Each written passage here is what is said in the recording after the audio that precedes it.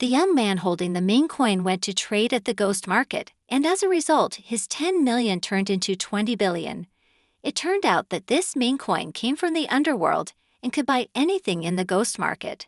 He directly offered a price of 20 billion.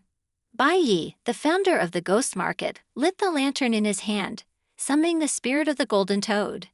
Then the golden toad spat out a box of money towards Lin Yu, accompanied by a resonant sound, clearly attempting to test him.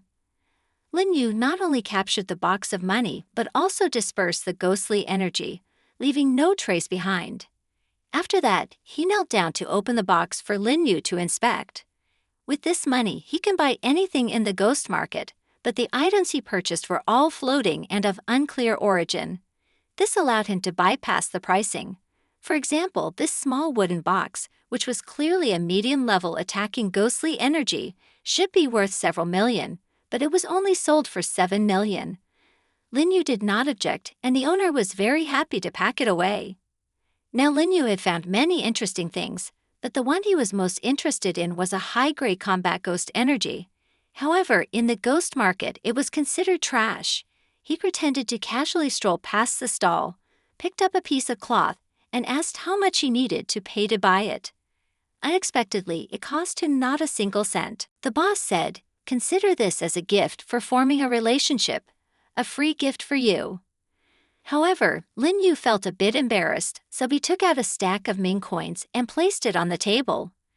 Upon seeing this, the boss was immediately stunned, as this amount of money was worth 20 million, but its actual value had to reach 75 million. It wasn't something you could easily buy just like that. Satisfied, Lin Yu left with a bag full of items. However, when he was about to leave the ghost market, he noticed a crowd gathering at the entrance. It turned out that someone was setting up a stall, wanting to buy items to awaken spiritual consciousness. This type of item was incredibly rare, capable of turning ordinary people into demon masters, which is why no one was willing to sell. The individual had no choice but to fully report his name and stated that he came from Led Tea Group in Jiangcheng, ready to spend 10 million to purchase.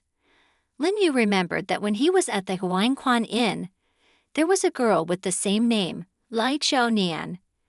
Before leaving, he didn't sense any spiritual consciousness, but he thought that the person from Led Tea Group wanted to buy items for awakening spiritual consciousness. Fortunately, he still had a little 9 Nether soul stabilizing wine left, so he sold the man a jar. The man was ecstatic and took out a check worth 10 million Ming coins to make the payment. 2 weeks later, Lin Yu was once again summoned into a new instance by the system. This time, the instance was named The Apartments of the Other Shore, and the objective was to survive for 3 days. The room fee was 2,500 Ming coins. For Lin Yu, this was as easy as pie. He just needed to pay and survive safely for 3 days afterward to leave here. But when he stepped into the elevator ready to go down to pay, suddenly a demon appeared beside him. It demanded 1 Ming coin for each elevator ride, or it would bite off his hand. Anything that required payment was a small matter. Lin Yu directly took out 100 Ming coins and threw them at the demon's face, but it chewed the money into pieces. "We only accept cards, not cashier. You have violated the rules, and the only payment you can make is one of your arms."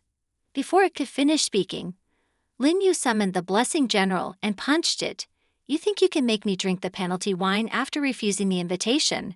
If it weren't for the fact that you're connected to the death elevator, and it wouldn't be operational otherwise, I'd have tossed you onto the tray long ago." After punching the demon, Lin Yu went down to the 3rd floor to pay the fee.